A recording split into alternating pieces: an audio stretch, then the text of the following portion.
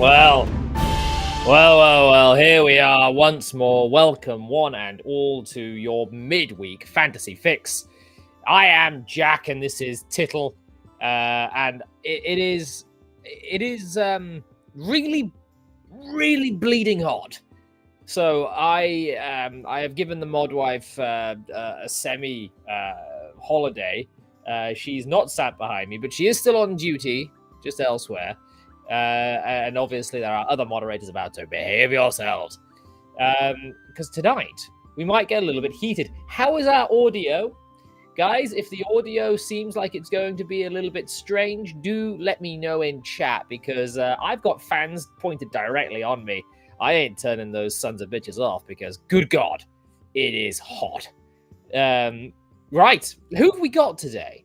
Well, we've got Fighter Steve, who should be Paladin Steve, but there's a time limit on getting his powers back, apparently. We've got Kairi. Hello, Kairi. We've got Pac-Man. Nice to see you back, my friend. Glad you came back. We got Rivers RPG. Hello. Hello, indeed. Heretic. Hello. Celeste. Hi. We got Kyle, Dying Breed TT. How are you doing? We've got Emmy, the Elven Maiden, who's only here until she has to put her son to bed. Which is fair enough. We got Ashray, Lothian Warlock. Lothian Warlock. I don't think I met you before, Ashray. Welcome. Who else have we got? We got AGP, Amazing Gaming Productions. Welcome indeed. Oh, you're Jesse. Hello, Jesse. Right. Welcome, everyone. We've got a good, healthy audience over here on YouTube. So if you have not as of yet, please do like the stream. And go ahead and share it to your favorite social media platform. Cranky Smurf, what's the temp here? Satan's crack. That's the temp here. And if you want us to see us go and explore the Devil's Arsehole, you're more than welcome to go and watch us play Untold Destiny, which is on my channel.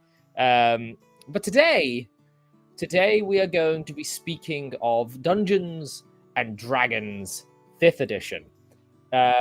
Because I tend to be very unkind to 5th edition, despite the fact that it is, the main system I've played over the last 5 years. I haven't played since 2014 because I was playing 4th edition and 3.5 before that, but I've been running and playing in 5th edition groups since COVID, and so I figure I will. We should, this wasn't even my idea. I'll bring in the bloke whose idea it was. Get in here, Brass. I just spelt cider all down myself. Good start.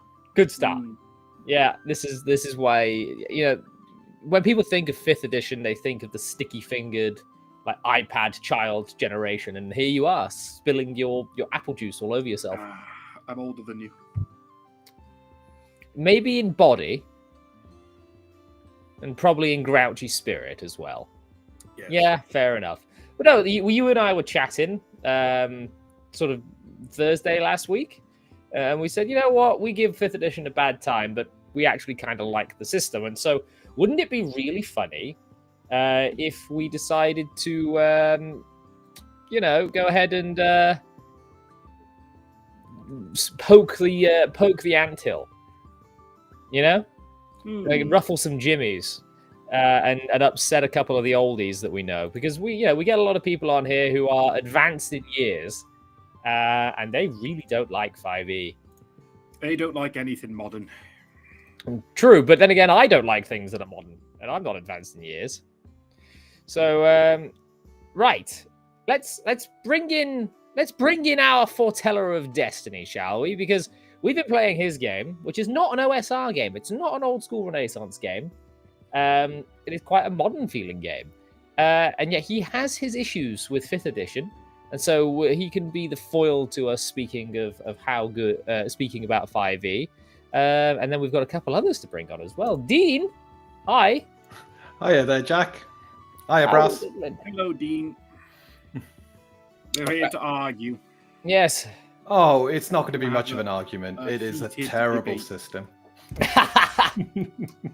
Yes, but I jest. I do jest. I think it's going to be a fantastic show. I'm looking forward to really discussing the good and the bad of 5e. Yeah, it's a mixed, very mixed bag, I find. And again, guys, if our audio levels are off, do let us know in the chat, because I'm pretty sure we're all sitting in front of fans melting. Right, Dean, I've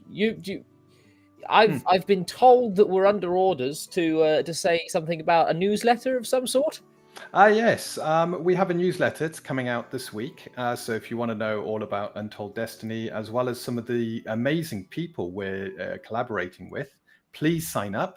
Vicky does the newsletter. She's been working long and hard on this, and it would really be a boost to her to be able to send it out to even more people than we currently are. So, yep, please sign up, and yeah.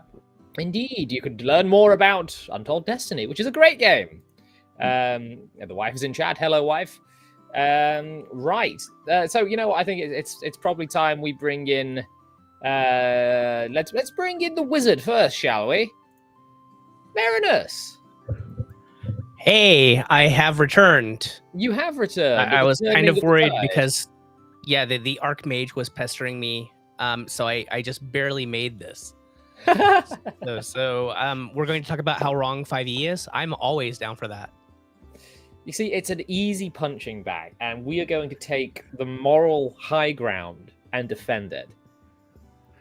Wait, that's not why I came. I guess I could, though, because Crossface has a bunch of videos about how to make 5e playable. So maybe work. You see, Crossface is a good dude. I believe that some of our mutual acquaintances don't get along, and so he doesn't have much to do with me. But I do remember seeing some of his content back in the day, and no, he does have some good stuff on 5e. Wolfgang, 5e is good, coward. Yes, it is good. That's the title of the stream. 5e is good if you're a coward. Yeah, I totally agree with that. Oh, bugger off you. I can silence you with but a thought. Right, we have one brass. We're a bit outnumbered. No, we aren't. Well, we're about to be, because we got this dude as well, returning from the desert of unused, unmarked graph paper, covered in the ink of creation. It's the graph paper architect. Nanu. And he nanued us, the ghoul of him. Yes, I did. And I guess since everybody's all talking about how 5e is atrocious, and, well, I think people know my stance, I'll attempt to play devil's advocate and talk about some of the good things about D&D 5e. I told you we're not outnumbered. You know, I didn't see this coming. This was not on my bingo card. I honestly thought that we were going to sit here and we were going to be lectured to about how wrong we were. Yeah, this is not. Hold on. Hey, there we go. This is not on my my bingo card at all. So we have our panel. We've got the graph for about an hour, and then perhaps we will meander off into other topics as we go. No tea for me this evening because it's very, very warm. But the sun is now dipping below, and I can start to feel the heat slightly lifting. We'll see if that enables me to get my thoughts in order. So, I reckon, chaps, that 5th edition is good. And the reason 5th edition is good, number one, advantage is an excellent mechanic. True. I guess. Graph paper's like, no. Does anyone have a problem with advantage? I completely agree. Advantage, when I took some time off from DMing, Pathfinder kind of killed me. I came back with 5e, wanted something that was a lot easier to handle. And the first mechanic that really impacted with me was the advantage-disadvantage system, because it took the numbers away. And that's what I aspire to. If you can get rid of a lot of the fiddly numbers, it makes the system so much better. It lacks a bit of nuance. You've only got advantage or disadvantage, but it's a step in the right direction. And of course, your nuance added to that is boon or greater boon. You've just added like another level of super advantage, so to speak, with your bonuses. What about you, Marinus? Do you like advantage? I actually liked Graph Paper Architect's faces. I thought that was amazing. There was a whole story going on there. As someone who can be lazy, advantage and disadvantage are okay. But I like them in the super stripped down Shadow Dark if I'm going to do it. And I know some people are going to yell at me for daring to say I will play Shadow Dark, but I think it's worth getting yelled at a little Shadow Dark is, as far as I'm aware, is very well liked in these old guy circles now. It's gone through a bit of a.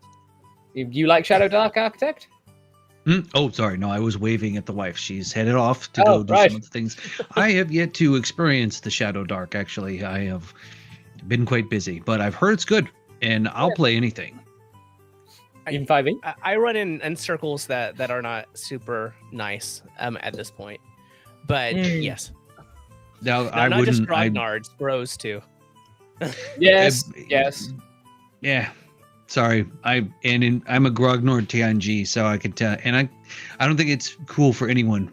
Just my own personal opinion. If anybody's gonna dog on you for what you're playing, then they could just shut up and go play their own game. Because I think, in my opinion, it doesn't matter what you play. It just, that you're playing. Play with people. Forget it. Who cares? It's like, that's the kind of stupidity that you're walking down the street and going, oh, you have jacks and you have tiddlywinks and you're playing marbles and blah, blah, blah. Showing your Come age here, on. man. Definitely showing me a your age break. here. Give me a Really break. showing your age.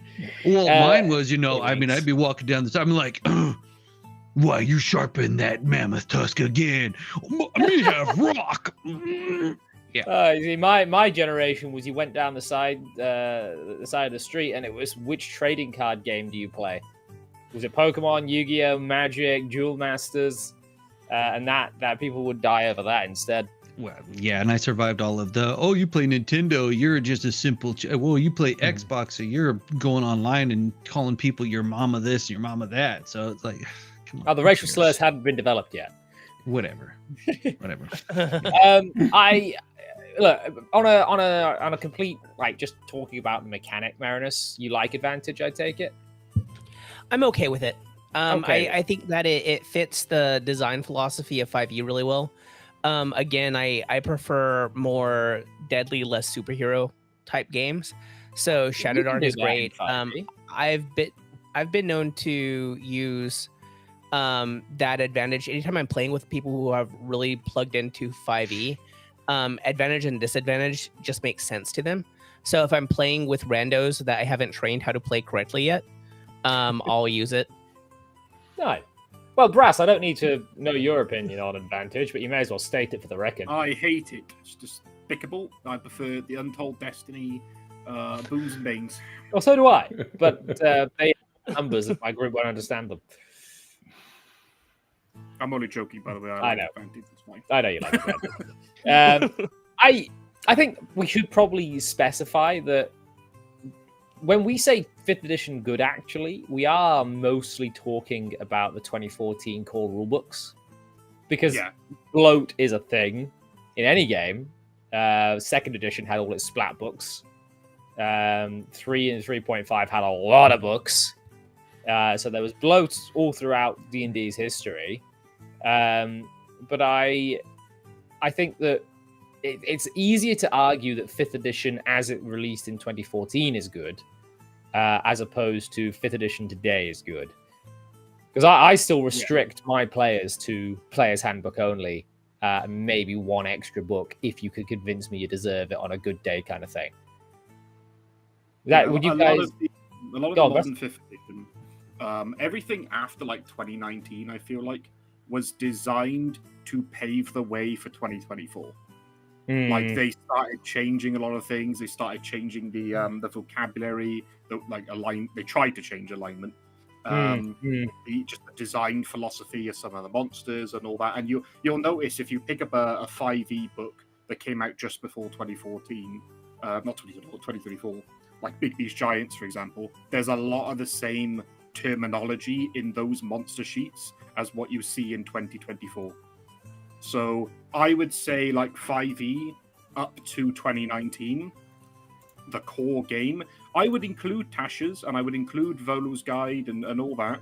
I know some people have problems with Tasha's, but that I still think it's core 5e at the end of the day. You see, Tasha's is one of those things where you're gonna have an argument. It's like books of the Bible, isn't it? Back in the day, in the Council of Nicaea, arguing which book should be included. I don't necessarily have a problem with Tasha's, but I do understand why it wouldn't fit certain campaigns.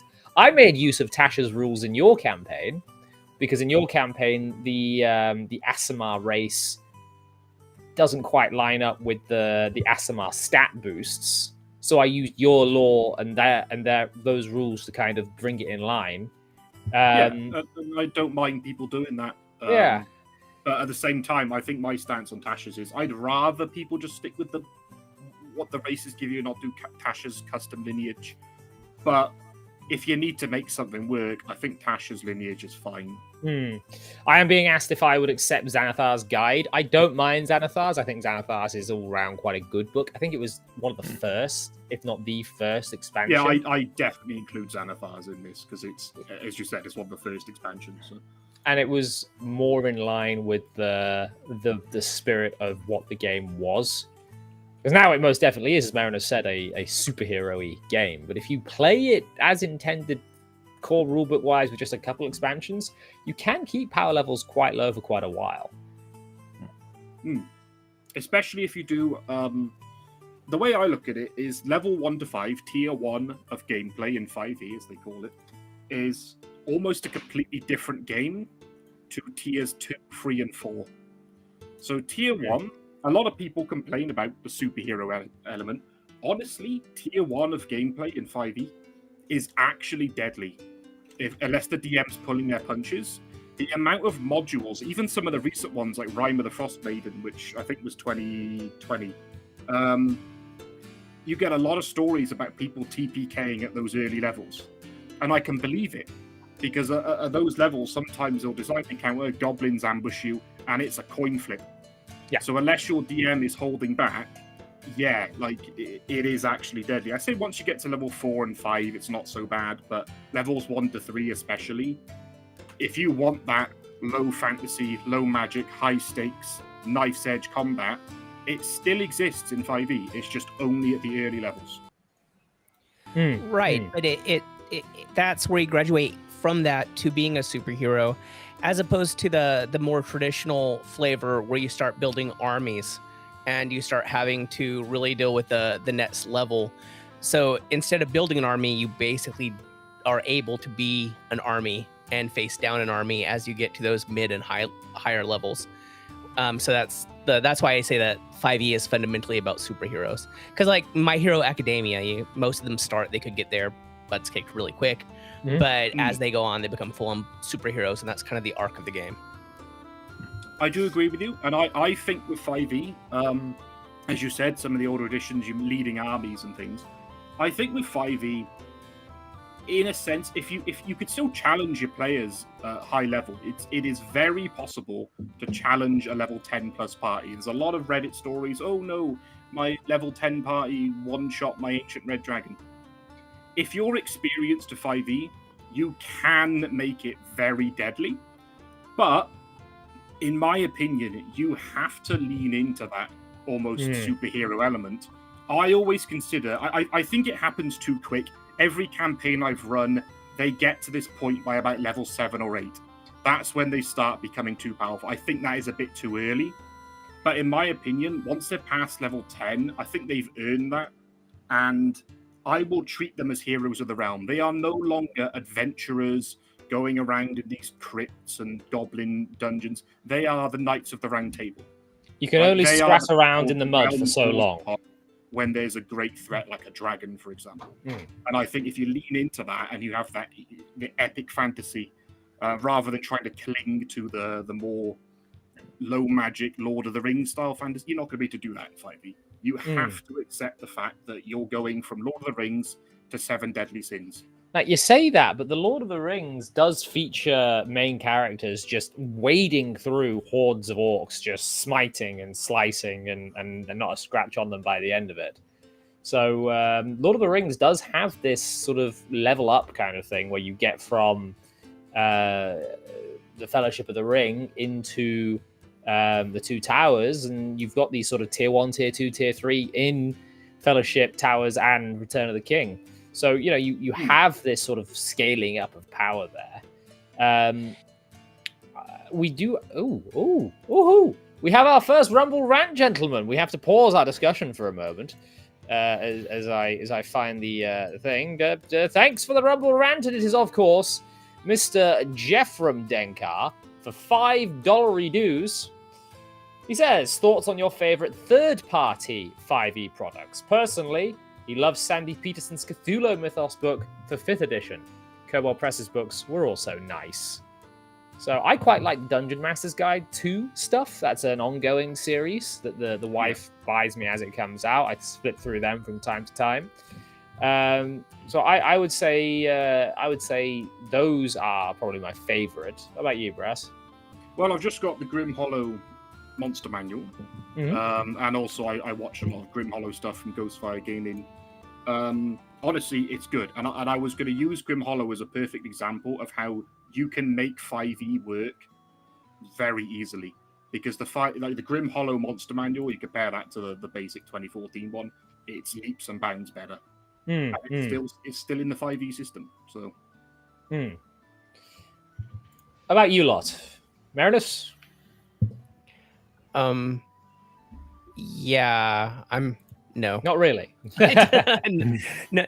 Well, okay. What I think is really cool. So if I'm going to have to go with supplements, it's not because of design. It's more about accessibility. It's that the Goodman Games stuff where they've gone back and taken like the Temple of Elemental Evil and the Caverns of Thracia and that kind of stuff and made it more accessible so that some of the players who are coming up now at 5e can get a taste of that more old school approach using the 5e system. And that's kind of cool because it wins people to my side, and then I'm able to say, hey guys, that was fun, but let's go ahead and give AD&D a try. I mean, I will be honest, I do think of 5e in the same way I think of Skyrim as a gateway drug kind of thing now. Exactly what I was going to say. It's the Skyrim of D&D edition. Yeah, definitely. 5e is Mick D&D. That's fair enough. Yeah.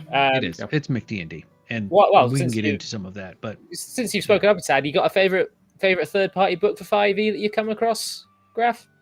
For me, no. I don't really do a lot of 5e. So I would say could gather, Games looks good. I'm sure that others are coming up with some other things, Kwood Publishing and Kobold Press, and I don't, some of the other that provide supplements for 5e, but yeah, not really. How about you, Dean? Not really got into the supplements. I ran 5e for probably about 6-7 years, I think. During that time, it was official products only. It was 2 campaigns we did during that time. Obviously, COVID kind of got into the middle of one of them, so slowed things down slightly. But I never had a chance to really have a look at some of the third-party products. The ones I've heard and I've seen reviews of. Do you know what? It seems like the third parties handle the D&D brand far better than Wizards of the Coast do, and they seem to do put a lot more effort into the branding and the feel. And hats off to them for doing that. Dean, I often talk to you in when describing your approach to Untold Destiny, which you can go and watch on our channel here, by the way.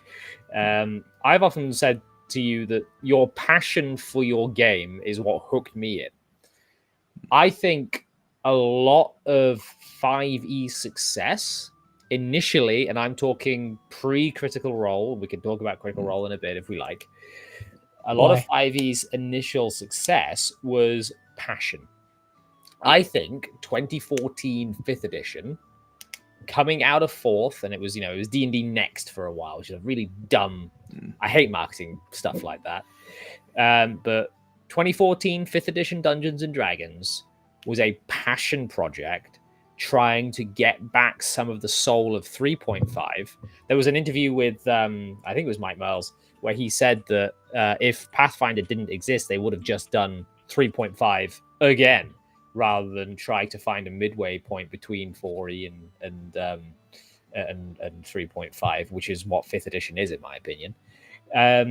I think that, would you guys agree that initially the reason 5th edition did so well is because it had a soul, or it recaptured part of that Dungeons and Dragons magic, which 4th edition, which I don't really mind, kind of lost by leaving behind its roots and becoming more, for lack of a better term, video gamey.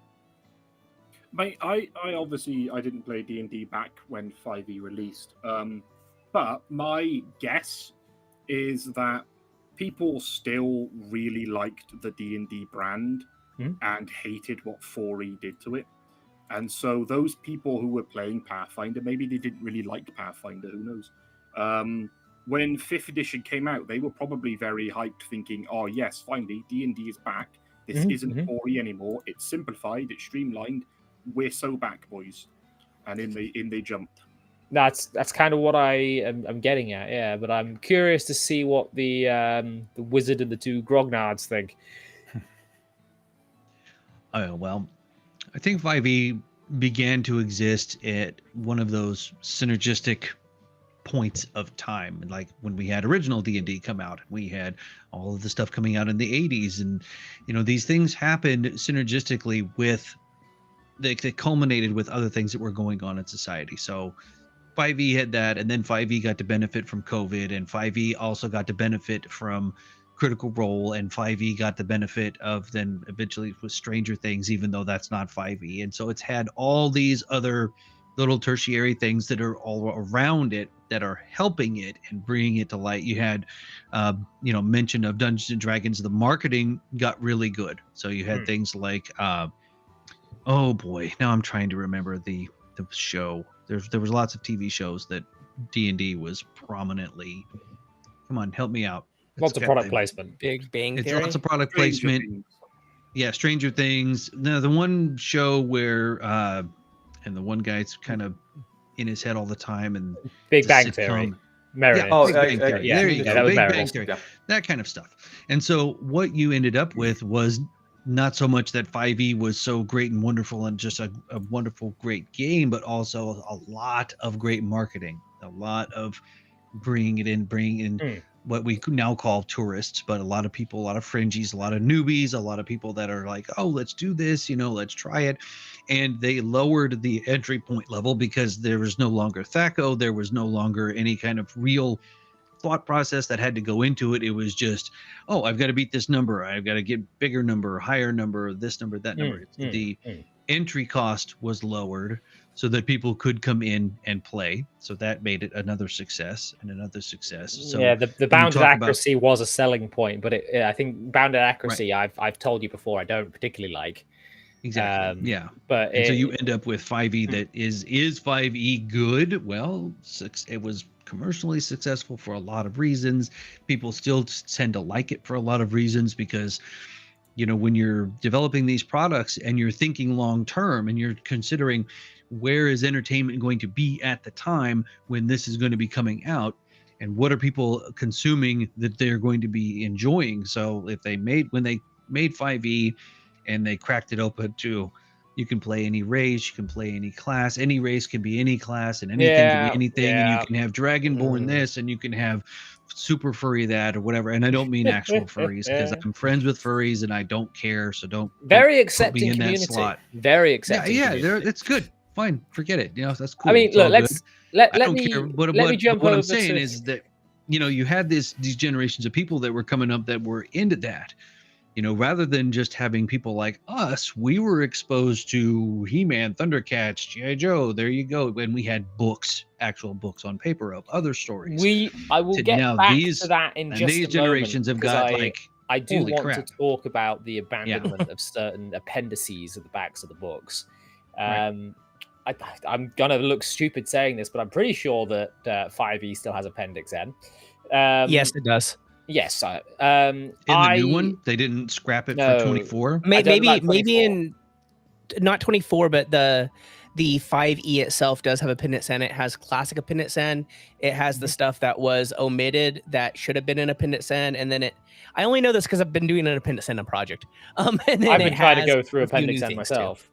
See, I started trying to read classical fantasy for the sake of it, and then I discovered what Appendix N actually was. I was like, oh, neat. Anyway, Dean, I wanna get your opinion on this because it was kind of you that I led with. Like, you've got this sort of passion behind you.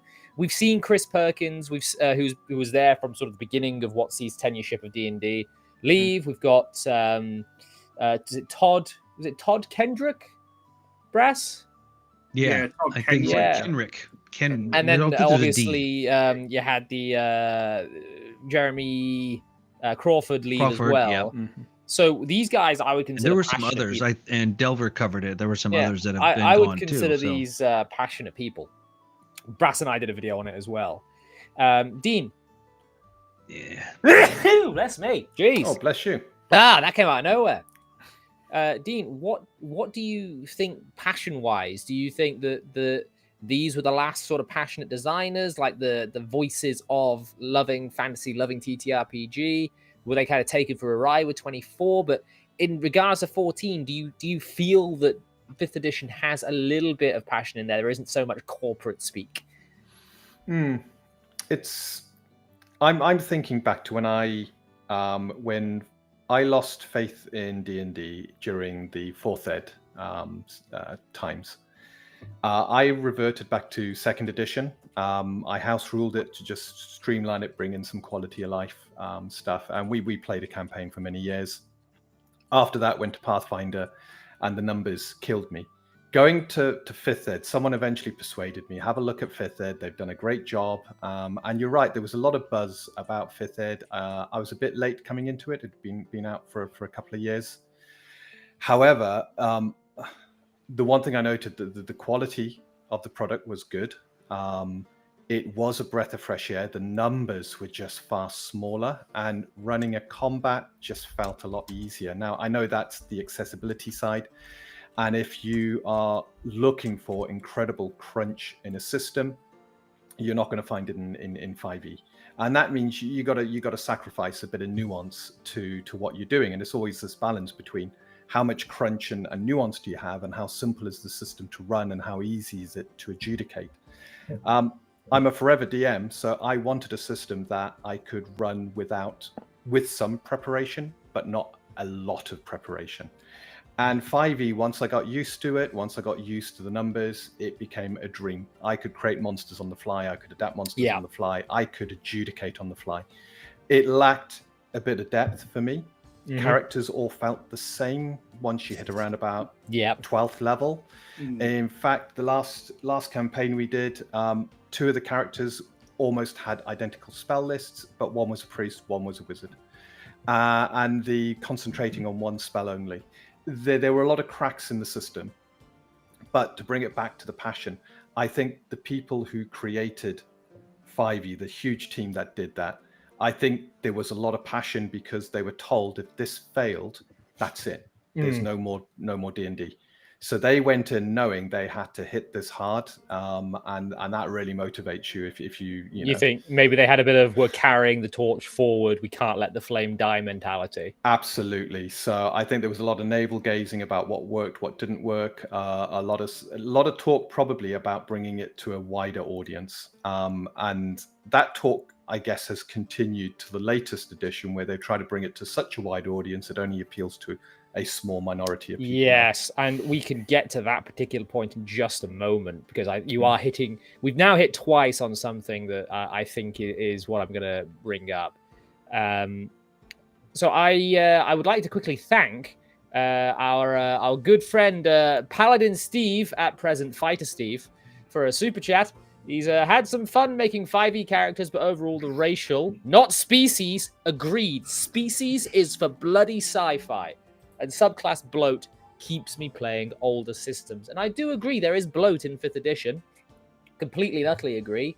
I tend to limit my players. I don't allow certain people to play certain classes if I don't think they can cut it. And I don't allow certain races in my games either. So, yes, I agree. There is definitely bloat. But the thing is, much like the rest of Dungeons and... Is there a cat sneezing? Yeah, sorry, I'm going to mute myself for a second. Just achoo. There's a lot, I think, of it's completely thrown me. All I could think of is cats. It's funny because I actually played a Tabaxi rogue for my first 5th edition character, and she also hit level 20. So yeah, I agree. I think we can all agree there's quite a bit of bloat to 5th edition, even with trying to avoid the splat books, etc., etc., etc. And thank you very much for the super chat. It definitely keeps the lights on, keeps us paying for restream. Very good, sir. Thank you much indeed. Can I just add to the bloat on 5th edition? Yeah. One of the reasons I think you get this bloat is because the system itself, your class is pretty much all you can do. You've got feats, but the feats are quite weak. You get them once every 4 levels, and you're giving up an attribute increase to take a feat. So the only variance you actually get between classes is the subclass. And all 12 of the classes, or 13 if you include the artificer, they all start in the same place, and then the subclass kicks in, and that's your difference. So if you want to create a fighter that's slightly different, you need a different subclass for that fighter. There's no way to customize the fighter beyond the subclass. I've always kind of said that subclasses are one of those things in 5th edition that I both like and dislike. Dislike for what you've said there, but like because for a lot of players, it does provide them a guideline for character development. Whereas I'm more a fan of the old way of just having things you can plug into a class to make it your own. Yeah. You raised your hand there, Graf. Yeah, I wanted to make some comments about bloat because I think there's a few things that we should discuss with that. One of them is that there's bloat of information as you're talking about. So if you go out and you include all of the books and all of the articles and all of everything that could be possibly canon, and then your player is bringing that to the table, that's fine. But I think that in 5e, what I find in bloat and also reality breaking is the constant, there's actions and then another action and a bonus action and a this and right. that. This and is something I knew you were going to bring up. And okay, so now we're playing superheroes. That's where we go to superheroes, because now we've got somebody who's got the speed force, who's got this and this and this and this and this, and it's also completely jammed in with video games. And it, like I was saying, I mean, they've built it this way because this is the way people think now, that you can go, well, I'm fighting, okay, fighting, and I'm going to take my bonus action and I'm going to drink a potion. So you're going to hold on, Mr. Goblin. Take my shield off, put my sword away, get in my pack, get a pack out, take the potion out. Okay, I'll be right there. Hold on. Graph paper. Give me a second to heal. Oh, now I've healed. Okay, Graph. Good. Back to fight. I understand the critique. I just wanted to do the I understand the criticism. So thank you. Completely. But I wanted to pull you up on this because this isn't the first time you've made this particular criticism on the show. I actually think the action economy, for the most part, within 5th edition works quite well in terms of it functions within an encounter as intended. There is a lot that I've been able to pull off with 5th edition through, even if we're going to do raw rules where we don't use bonus action potions, you use your action. I can create an encounter through action and through bonus action, and I can design monsters very much on the fly with actions and bonus actions that allow an encounter to flow quite easy. An encounter can be done in 30 minutes. So it's, there is a point at which, boom. There is a point at which that we need to realize that we are playing a facsimile of reality. We are not actually stood shoulder to shoulder. We're not playing a war game. We're playing a TTRPG where you have this kind of like Final Fantasy Tactics feel to it nowadays. And I don't particularly see an issue with a homebrew ruling for a bit of healing on the end of your turn, because it's usually negligible anyway. What do you think, Brass? Yeah, I honestly think, again, I haven't really played that many other systems, except Untold Destiny, which you can watch on the YouTube channel. But I think like the actions in 5e are fine. You've got your main action and movement. You've got a bonus action, and you've got a reaction.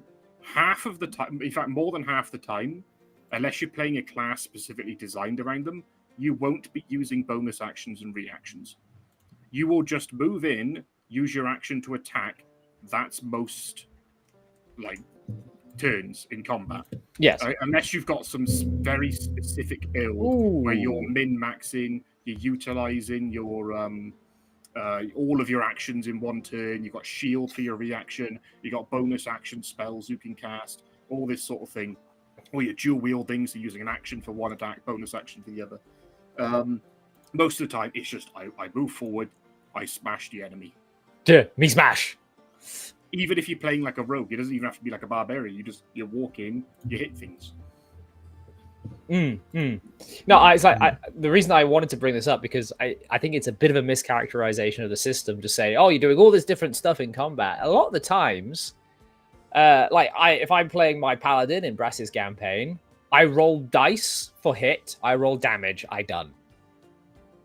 Yeah, that's what I think I mean. Like, obviously, there's certain classes where it's like, right, I got to cast this spell as a reaction. Got to cast this spell as a bonus action. Like, rogues, I suppose it was a bad example because they do use bonus action all the time because they are that class. Their bonus action is to get the hell out of dodge. Where they go really fast, they attack a bunch of times, they use bonus action, get out of there, hide again. Like, they're doing a lot on their turn, but most of the time, paladins, fighters, barbarians, even wizards. Can I just stop you there a sec, chaps? Someone is booming. Someone's mic is booming. I don't know who. It ain't me. I think it might be Marinus. Possibly. But I can't say for sure.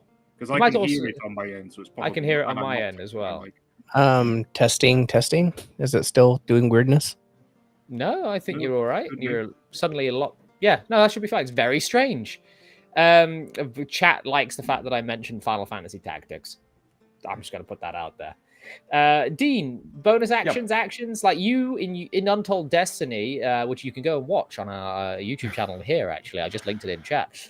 In Untold Destiny, there's a lot of things that can be done on a turn if you've got the stamina to pay for it. But your turns are a few seconds longer than 6. So they're 12 seconds. So from talking about the kind of how long it's got, how realistic is it? I always remember in 2nd edition they talked about the 1 minute turn. So your turn is actually 1 minute, and when you make an attack, that's not you making an attack. That's the opportunity that has arisen for you to attempt. While the parrying is going on, and exactly, and it assumes there's a lot of this sort of flavor going on around it. But the Baldur's Gate computer game kind of built that in. You got this ineffectual sort of sword play, and then you have the actual attack, and it continues. And I remember the book talked about, if you're having a potion, what you're doing is you're withdrawing slightly. You're bringing your shield up. You're hunkering down. You're now quaffing your potion. You're throwing it over your shoulder, the empty bottle over your shoulder, and then you're getting back up and getting ready to continue attacking. And all of that's done in a kind of a minute. So it's the opportunities you've got to do things in that minute. Right. With 12 seconds, my only problem with that, Dean, is that when people are engaged in melee, that's my problem with that. Is that if you're engaged in melee and you think you're actually going to drink something, you're gonna get killed. And granted, a lot of people don't have that experience. I was still able to drink potions in Baldur's Gate. So people don't know that. But yeah, I mean, you can drink a potion in advanced D&D, can't you?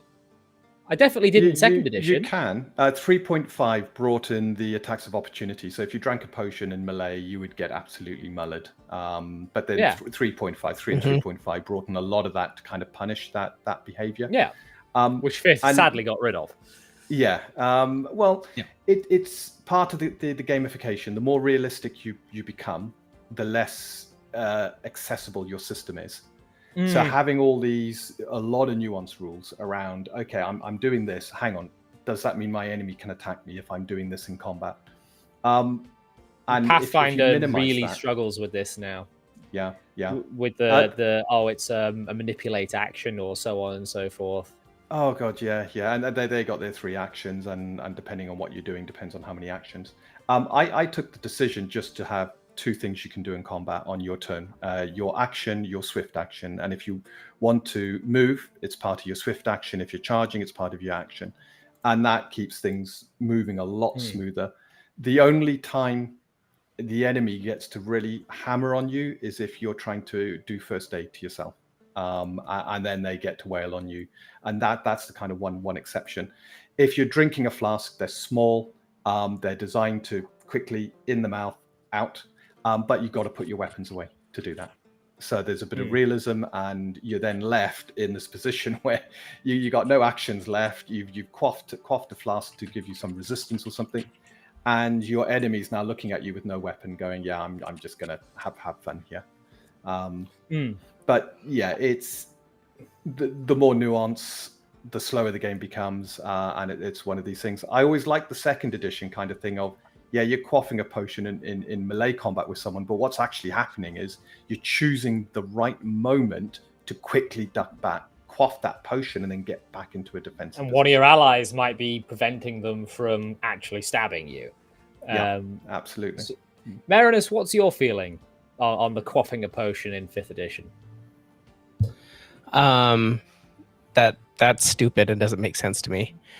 So I have also done some SCA combat, and I had a misspent youth. So I have experienced some things, and yeah, quaffing potions in the middle of combat works in video games, but not in life. And I like verisimilitude, so I want there to be everything to be coherent and cohesive as a context, and that takes me out of that. So that's one of the reasons why I think 5e is clearly inferior.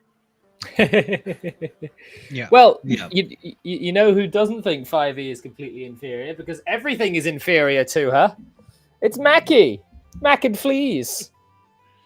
We had to dunk her in the shower earlier on because she was overheating. She didn't enjoy that, but now she's nice and cool. Hey, Mackie.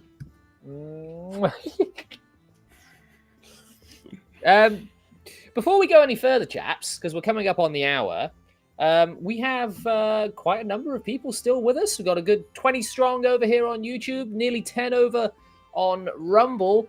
X is lying to me. It says we've got nearly 130 people on X watching us, apparently. It's lies. It's filthy lies, Elon. Fix your thing. I would also like to give a special shout out to Theo, who's finally here. Teddy Rex, welcome, sir.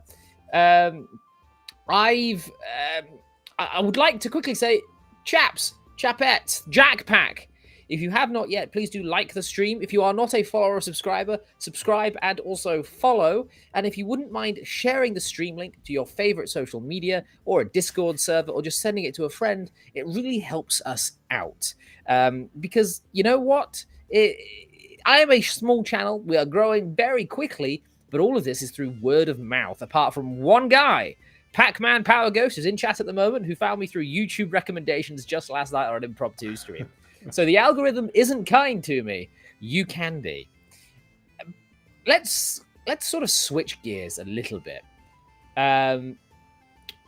Chaps, 5th edition, even though we might have differences of opinion on mechanics, most of us here are going, yeah, I just don't like this bit and I prefer other things. But I think we can all agree 5th edition, not a bad game in its base form, at the very least. If you're a normie, sure.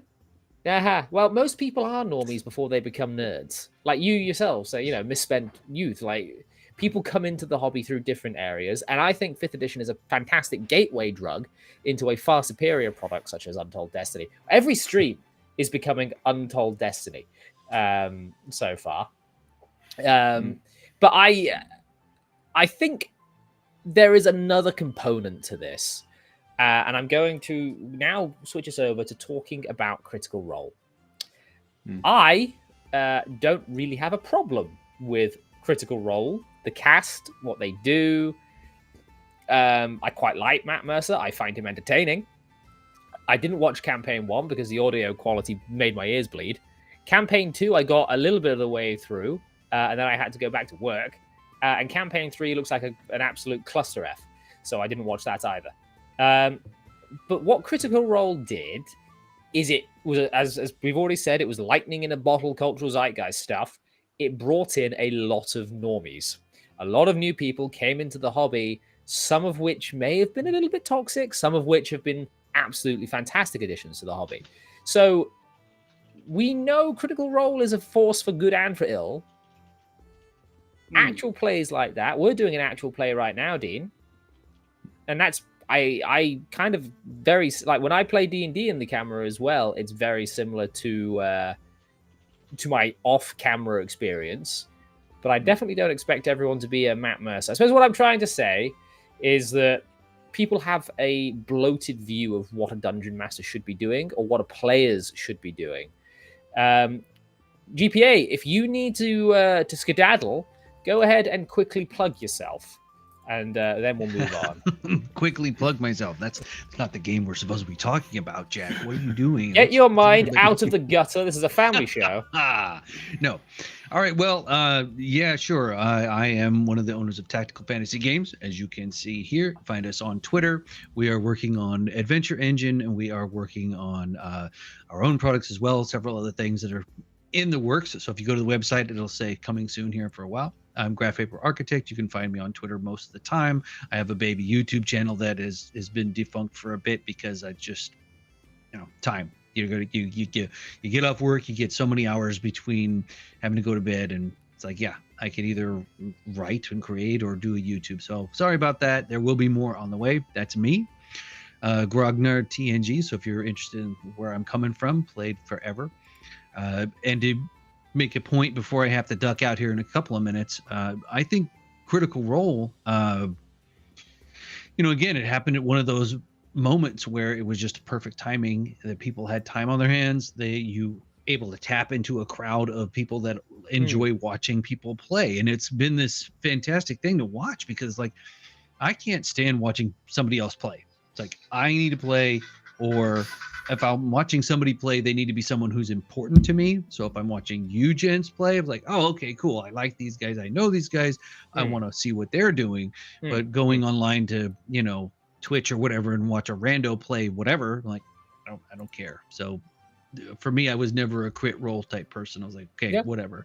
But as far as what you're supposed to be doing as a DM, and that being the example of what you're supposed to be doing as a DM, and people wanting to live up to that, that's great. Have that high bar. Go for it. We want to be the Ed Greenwoods and the Tim Kask and the Mercers and the people that are doing these things. Sure, go for it. Just don't ever beat yourself up thinking I'm not good enough because I can't do voices, or I don't have the, Dwarven Forge miniatures, or I don't this, don't that. It doesn't matter.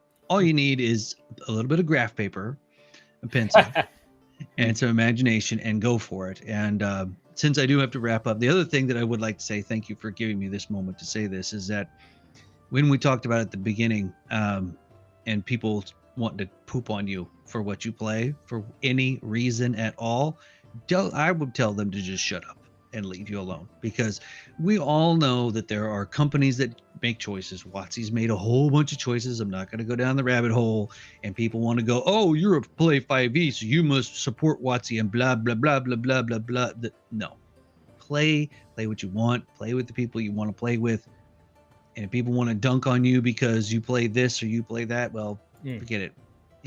Honestly, it does. I don't think that it says anything about you as a person or you as your own personal beliefs on what you play. You play an Xbox, you play a Sega, you play Nintendo, you play Thirsty Sword Lesbians, you play whatever it is that you play. You play Rift, you play Star Frontiers, you play whatever you play. Pretty sure I own Thirsty Sword Lesbians. I think it was a Roll20 giveaway. We ran it as a one shot. Our group tried it out. We're like, yeah, sure. Somebody bought it. It was like, yeah, sure. Let's freaking do this. Fine, great, whatever. We didn't play it again, but we tried it. It's like, yeah, okay.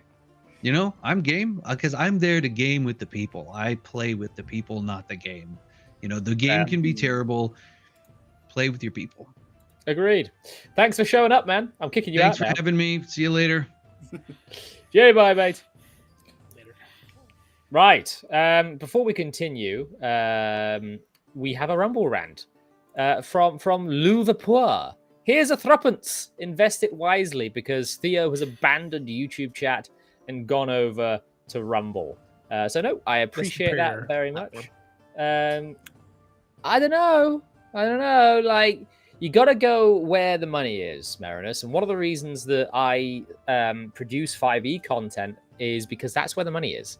And if you want people to go onto the harder drugs, You got to give them the soft stuff first. So 5e is the gateway drug into an Untold Destiny or some such. So Untold Destiny being my most recent obsession. So that's why it keeps coming up. Untold Destiny game, and I kind of want to try it out now because it's so popular.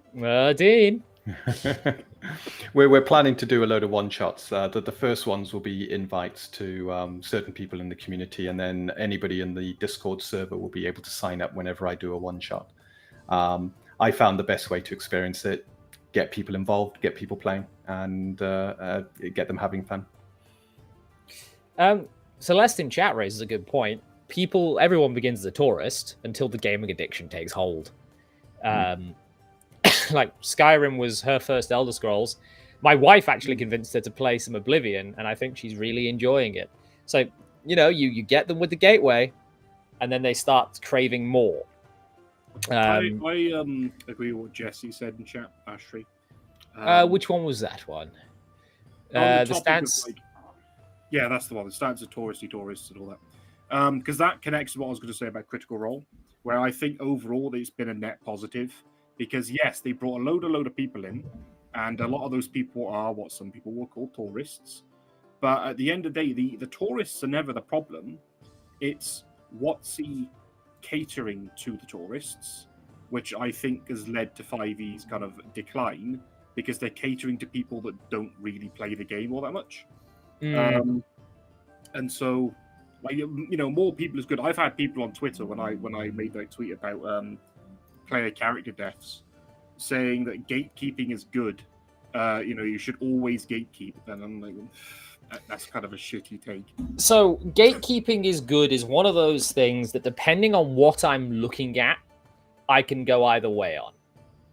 Because you might have a redacted for YouTube game, and you also might have a redacted for YouTube group of people that like D&D, or say they do, but they use it as an avenue not for playing the game, but for gathering together for redacted for YouTube activities.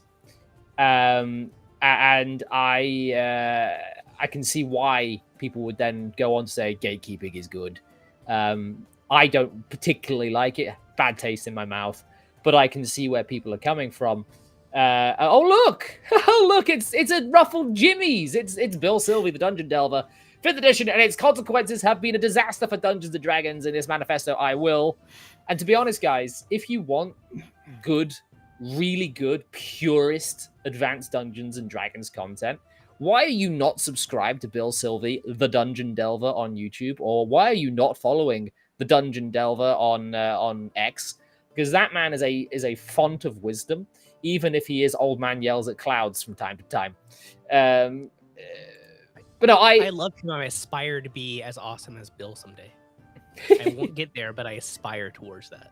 I mean, your little avatar there kind of looks like him when he puts his hat on. We'll see. But I don't know, like, gatekeeping, it depends, because we all gatekeep. We all choose who we play with. Like, I wouldn't open my table to someone covered in Nazi tattoos. I just wouldn't. So that is a gatekeeping that's activity. More curating your table. Yeah, I think I like that differentiation. But there's also this idea that, look, I have stared into the abyss of Reddit, and it stared back. And once you see some of the things that these people do, it's sleepless nights ensue. It's bad, guys. It's real bad out there. And I can't say it on YouTube. That's how bad it is. But Reddit's just it's the most toxic thing I've ever seen in my life. But I think I honestly do think gatekeeping not the best thing in the world, but also on balance, Critical Role was good for the hobby. Yeah, and I don't know. Oh, go on. I'm just going to throw out there Critical Role. Like, I mean, I think it's Black Lodge Games that said that Critical Role is to role playing what porn is to sets. it creates massive unrealistic expectations, and it encourages consumer culture rather than actually playing the game. And then you also have these places where someone goes into a game shop, try to play a game, and then the DM's not Matt Mercer, and they're massively disappointed, right? And that, I think that that's a massive issue in its own way. And I will also totally go on record, because I haven't said it yet, that gatekeeping is good. So I definitely agree with gatekeeping, partly because it's how you control the culture of a community. When you hit that critical mass of people that don't fit with the original culture, it changes the culture. And then those of us who were outcasts for playing Dungeons and Dragons ended up becoming outcasts from Dungeons and Dragons. And So let we me get salty about stop you there, because I was beaten quite literally black and blue in school for being a nerd. You know, I was at the tail end of this anti-nerd culture kind of thing, where if you played these games, you enjoyed these books, you were looked down upon, and you got your 50 lashes. Dean, you ever experience sort of like this school stigma for these sorts of things, where, oh, you're doing this, we're going to take your pencil case and throw it out the window kind of thing? My co-host over on Nerdcognito, Kyle, during the Satanic Panic, his things were taken from him and burned because, you know, the demons might get him or something like that. But the issue with the changing culture is this, and I will say this as someone who is very much a fan of old fantasy. I got into fantasy and into tabletop and video games not through the back door of Dungeons and Dragons. I think I didn't start down there. I started with reading. I started with going to castles as a kid, playing with sticks, reading books, and seeing anime. But I don't think the culture of such things is the same now as it was then. Things do evolve, sometimes negatively, sometimes positively, and I think that it's a bit. I'm going to bit biblical here. Amazing, me using a biblical parable. It's like when Jesus says you can scatter your seed on the road on the shallow soil with rocks, or you can sow your seed in good soil. And I think when it comes to Critical Role, it is on balance good, because it gets Dungeons and Dragons in front of more people, and they have then the ability to play good Dungeons and Dragons and can kind of work backwards from there. But a lot of us, like me, the seed was scattered in good soil, where you didn't start with the D&D. You started with reading Tolkien. You started with C.S. Lewis, with the Chronicles of Narnia. You had this love of fantasy inculcated in you through different avenues, and then you naturally went on to experiencing these shared storytelling things, and that is how the game was birthed. So I think there is that avenue, but that avenue is so rare now. However, you'll find a lot more chances for redemption if you scatter the seeds anyway. So I see what people are saying. I understand. I can see Delver in there being upset as well, but I understand the frustration, really, because WotC has utterly destroyed the character of Dungeons and Dragons at this point. Yeah. The problem is not the lack of gatekeeping, because at the end of the day, D&D, you can't gatekeep, because it's a game with friends around table. If everyone's own games are going to be completely separate, like, who cares what you're doing at your table if it's between you and your friends? It's not public. It doesn't matter. I mean, yeah, sure, people might post about it on Reddit or whatever, but you can't, with D&D, say, right, you can't be in this hobby because you believe this, because that's exactly what they do. But the problem is WotC caving to exactly that. To the people who don't really care about the game. If WotC stuck with their guns and that, right, this is what 5e is. We're not changing this. This is what we believe about orcs and drow and all that, because, you know, those things were still evil at the start of 2014. If they stuck with their guns the whole time and actually had a backbone, then we wouldn't really be in a situation where D&D is losing its identity and falling apart. And the tourists that come in, even if they come in with ill intentions, it doesn't really matter, because if they like what's there, they will stick around. And if they realize that then shouting and screaming on Reddit or whatever on Twitter isn't having an effect on the hobby, they sod off. They do eventually. Look, we are getting kind of close to the culture war here, so I want to pull back. Because it's not what this show is really about. I can see both arguments for and against gatekeeping. I lean against something that is a point of consternation between myself and my co-host over at Nerdcognito, because I don't like the idea of telling someone no, they can't do something at their table, because it's none of my business. I would like to give a shout out to Heretic of Ethics. Thank you for the Rumble rant. $2 dues says, despite not liking tattoos, I'd give anyone a fair shake regardless of how they look. You can't always judge a book by its cover. I believe this is in regards to me saying I wouldn't allow someone covered in Nazi tattoos to be at my table. I understand what you're saying, but my point was I wouldn't allow someone who had a genuine problem with certain certain races to be at my table. I can only think of one person that I know that is a genuinely horrible, disgusting racist. So there's no danger of him wanting to play D&D. And if I didn't have to work with him, I wouldn't. I wouldn't know him. Other than that, we got things a little bit off track there and waded into waters that I like to avoid. It's very hot, so we'll go for another 20 minutes or so. Let's draw back to mechanics. Is there anything in particular in in 5th edition that you chaps have massive grievance with? Yes, there could be little things that kind of you don't like, and eventually they build up. But is there a massive thing? This goes to you as well, Brass. Is there a massive thing in Dungeons and Dragons 5th edition that just sticks out like a sore thumb that would cause you to go looking elsewhere? Well, I'll start because I can't think of one. I think there's little things. Obviously, you know, we've talked about AC being utterly pointless at high level. It's like the best armor in the game gets you 21 AC. That's a +3 plate armor. And then monsters have like a +19 to hit. And it's all, why have AC? Why invest in armor at all? Yeah. So yeah, I guess that's mine. Yeah. That's yours, AC. Mine would have been similar. I'm not a massive fan of bounded accuracy. I much preferred.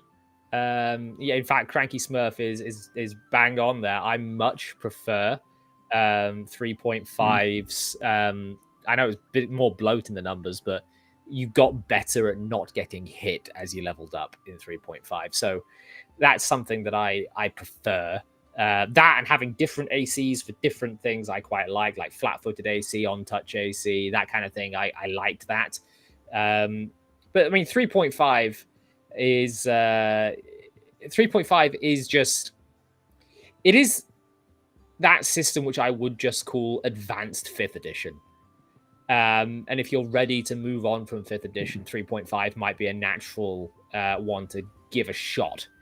Because as you say, Brass, you've not played 3.5 much, but after coming from 5th to reading my books, you can kind of read the stat sheet. You kind of get where it's going. Yeah, when I look at like a monster sheet in 3.5, I can actually read it. When I look at a monster sheet in AD&D, I'm like, what the fuck do any of these things mean? Also, players in exile, when Brass says 21, he's talking just with magic armor, no shield kind of thing. You can go much higher. Oh yeah, like I had 21. a paladin with 28 AC in one of my games. Like you can stack AC, yeah, but even then, it's still. And he still died to a disintegrate. Oh yeah. Yeah. There's Dean. Anything that sticks out like a sore thumb for you? The one thing that I always found a bit odd, and I know why they did it, but it's the creation of a monster is completely separate and divorced from how a character is created, and there is very little relationship between the two of them.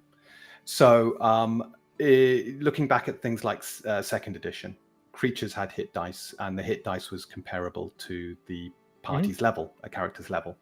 So you could tell at a glance how tough a creature would be by how many hit dice it had, and that would then influence things like your THAC0, your chance to hit, your saving throws.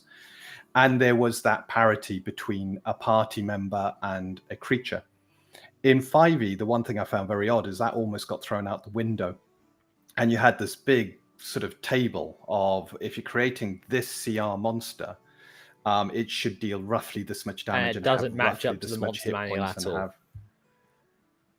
No, it doesn't. And the whole thing was just a big mess. There was no rhyme or reason. And I eventually got used to it when I just chucked it out the window and went, right, I'm going to create a monster. Something I showed Brass last night on stream, which I think you will find quite funny.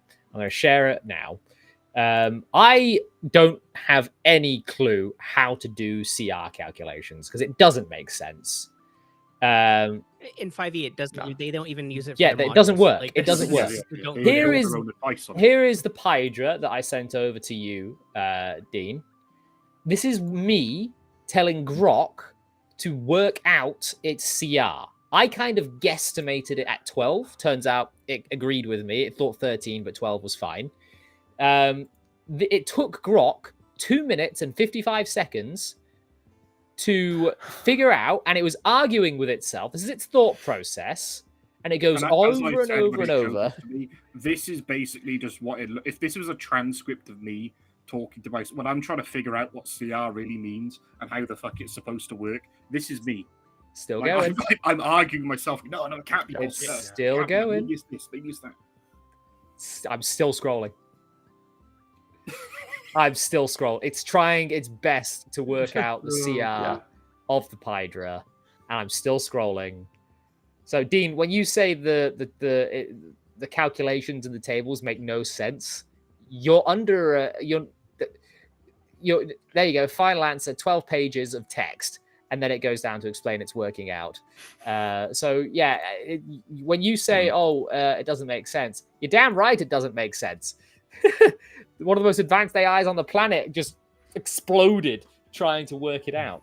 So Cranky Smurf is saying how 5e monsters are meant to be hit more often by the PCs. So to make them survive longer, WotC gave them more HP than past editions. Which I don't know if there's a disconnect between players' damage and the monster damage. And the moment you get that disconnect, you get a disconnect to the hit points. Except on monsters don't last, even with this. They don't. I mean, I've said it. I brought it up many times. Someone ran the numbers. The average 5th edition monster survives 1 round against an appropriately leveled party, if they actually have magic items, anyway. But what was I going to say about that? So I'm actually in the camp of. I know 3E went for really, really, really high AC. You got dragons of 43 AC. You had a lot of very big modifiers to hit in that game. Slightly lower HP, which I don't mind. But as someone who's played D&D and has bad rolls, and I'm just miss. He's not kidding. We took samples of his rolls over one session, and we figured out that 70% of his rolls were below a 10. Yeah. Most of them being like 2s and 3s. So as someone who has really bad rolls, I prefer the low AC, high HP design of monsters. But that being said, as we just mentioned them, I actually think 5e monsters aren't tanky enough. Some people might look at a dragon, whoa, 500 HP, Jesus Christ. But when you look at the CR, level 20 players are meant to fight this, that's not enough. That's honestly not enough. They die way too quick. I don't think we've referred to 3.5 quite often here, and I don't think that's the solution. 3.5 suffered from a problem of I'm low level, I can't do anything because my skills aren't high enough. I then get to mid levels, I'm actually competent, but there's still stuff in my skills I can't do until I get to high levels, and it just, for me, the realism just wasn't there. And then when you get to high levels, the city guard are no problems. They need 20s to hit me. And you end up with that complacent, I'm surrounded by an army, but you know what? 1 in 20 hits might hit me and I got a ton of hit points. I like the bounded numbers, but I think 5e did it in a really bad way. I think you can have a very nuanced system with smaller numbers, but you got to break away from some of your classic tropes and sacred cows, things like a hit roll versus Just make it a armor 20. class. Yeah, absolutely, and then make it opposed. So it comes down to the skill of both people. Again, it always is coming back to 5th edition is good actually, but Untold Destiny is better. I do want to give a shout out to Cranky Smurf here because he said that 4E monsters had specific roles. I didn't really like the specific roles in 4E, but minions were fantastic. Having weak creatures you could just slap aside is great because it gives you that same kind of Metroidvania feeling of going back through the map and slapping things that gave you trouble in the past. Marinus, do you want to quickly tell us what sticks out like a sore thumb to you in like 10 words or less? Because then we have a Rumble rant to get to. I already kind of did. And this relates back to slapping things around. You know, if you go back to 0 edition, you can just, be level 4 or level 8 and count as multiple people when you're doing the wargaming. And that also works in AD&D, and that's awesome. But again, it comes down to superheroes versus leading armies and that kind of thing. I'm about to do a little bit of domain play through my 5th edition. I'll let you know how the leading armies goes as superheroes. So let's have a quick look at our Rumble rant. Jeff from Denkar for $2 dues says his 2 biggest issues about 5e. 1 is way too many races have dark vision. I actually agree. Only dwarves and drow should have it. You should play Untold Destiny. 2, gives out too much magic as a class or even racial abilities, even with fighters and rogues. I agree with that assessment as well. We started this with me going, you know what, 5th edition, good actually. I stand by that, but also, good God, there's a lot of problems with 5th edition. Even when I'm trying to defend 5th edition, I can't help but tear 5th edition apart. Maybe it's the critical mind I'm cursed with. If you were talking about any other edition, I guarantee you'd have pretty much the exact same. Like if we talked about 4th edition, we'd be sat here thinking, oh, there's some good, I like this, I like that, but there's a load of problems. If we're talking about 3.5, oh yeah, I really like this, but there's a load of problems. I guarantee, like, any edition's got problems. Yeah. In fact, the only perfect system I've ever come across is Untold Destiny. Well, it's very balanced. Stop putting it there. You're embarrassing. But honestly, even with Untold Destiny, what was one of the things I said to do that you actually did take on board? That was nerf Invocation Pulse or Invoking Pulse. So there are, even in games that I think are better, there are still things to address. You'll never get it 100% right. But if you can get the brew just correct enough, it'll taste nice. There was something else I was going to mention before I wrapped up, because I don't know about you guys, but I'm dying of heat stroke. What was it? Someone mentioned something. No, can't remember. It's gone. Oh, Bladesinger Wizards can have silly AC. That wasn't what I was going to say, but I played a Bladesinger Wizard. When the rest of the party went off to do stuff, I was soloed an entire half of the account to myself. So yeah, Bladesinger Wizards, bloody strong. To be fair, it's because Baby DM didn't understand that he can give monsters spells. So there were no saving throws in his entire campaign. It was just attacks. And you were there with like 26 AC at level 2. Yeah. So...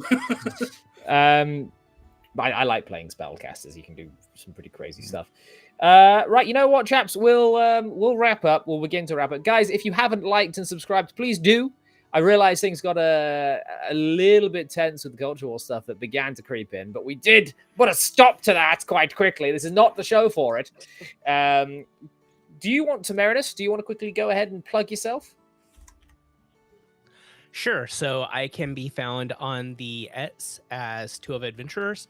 I have a Substack that'll be dropping today or tomorrow that is a write-up session report for a Traveler game. So if you like the sci-fis, I will be having a short story for you with a bunch of random rants and stuff out of character. I see you still have my grandest champion in your bio there. Brilliant.